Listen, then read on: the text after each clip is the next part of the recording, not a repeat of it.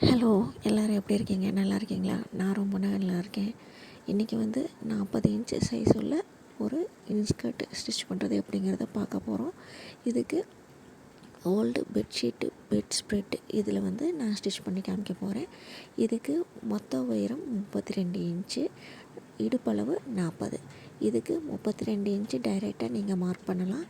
இல்லை அப்படின்னம்னா ப்ராப்பராக மார்க் பண்ணுறதுன்னா 32ல் 2 இன்ச்சை கழிச்சிருங்க. அது நாடாப்பட்டிக்கு வரும். அது போக கீழே இதில் 1/2 இன்ச்சு ஸ்டிச்சுக்கு 1 இன்ச்சு கீழே மடித்து தைக்கிறதுக்கு அப்படிங்கிற மார்க்கில் நீங்கள் மார்க் பண்ண வேண்டியதாக போகும். அப்போது 30 அப்படிங்கிற மார்க்கில் வரும் உங்களுக்கு. சரிங்களா? டைரெக்டாக 32க்கு 32 மார்க் பண்ணுங்கள். மடிப்பெல்லாம் போனதும் உங்களுக்கு மேலே பட்டி 2 இன்ச்சு அப்படிங்கிறத வைக்கும்போது கரெக்டாக வந்துடும். ஒரு கவலையும் இல்லை. இப்போ 32 30 இன்ச்சில் நான் மார்க் பண்ணியிருக்கிறேன். 5.5 இன்ச்சு இங்கே மார்க் பண்ணியாச்சு. கீழே அந்த ஃபோல்டிங் சைடில் 5.5 இன்ச்சை மார்க் பண்ணிவிட்டு 2 டாட்டையும் ஜாயின் பண்ணுறேன். அவ்வளோதாங்க. சிம்பிளாக இதை கட் பண்ணோம்னா நமக்கு பெட்டிக்கோட்டுக்கான ஒரு கட்டிங் மெத்தடு ரெடி. கட் பண்ணியாச்சு.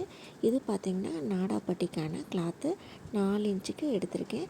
ஃபுல் லென்த்தாக எடுத்துகிட்டேன். நம்ம நாடாவுக்கு தகுந்த மாதிரி தைச்சிக்கலாம். இதை எப்படி தைக்கிறதுங்கிறத காமிக்கிறேன் பாருங்கள். வாங்க தைக்கிறது எப்படின்னு பார்க்க போகலாம். இப்போ ஸ்டிச் பண்ணுறதுக்கு மேல் பகுதி எது, கீழ்ப்பகுதி எதுங்கிறத நமக்கு தெளிவாக தெரிஞ்சிருக்கணும்.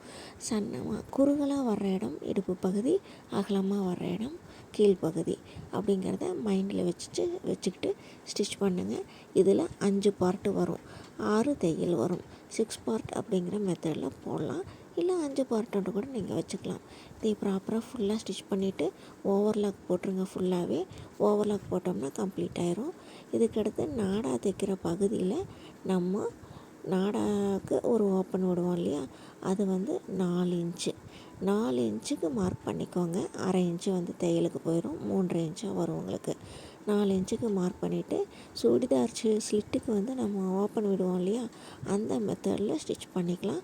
ஸ்டிச் பண்ண தெரியாதவங்க 4 இன்ச்சுக்கு மார்க் பண்ணிவிட்டு அந்த எட்ஜை மட்டும் ஃபுல்லாக ஸ்டிச் பண்ணுறதுக்கு முன்னாடியே 4 இன்ச்சு அளவுக்கு மடித்து தைச்சிட்டு அதுக்கப்புறமா ஜாயின் பண்ணிக்கலாம்.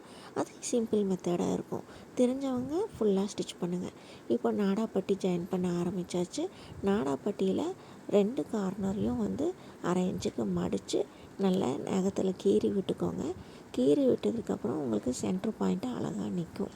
இதில் அப்படியே ஒரு நடுப்பகுதியில் உங்களோட அந்த இன்ஸ்கர்ட்டோட மேல் பகுதியை வச்சு அப்படியே ஸ்டிச் பண்ணிட்டு வந்தீங்கன்னா அழகாக உங்களுக்கு ஸ்டிச்சிங் ரொம்பவே ஈஸியாக ஒரே ஸ்டிச்சிங்கில் நீங்கள் ஃப்ரண்ட் அண்ட் பேக்கு ஈஸியாக ஸ்டிச் பண்ணலாம். மடித்து தைச்சி முடிச்சிங்கன்னா அவ்வளோதாங்க. அழகாக இன்ஸ்கர்ட் ரெடி ஆகிடுச்சுக்கு.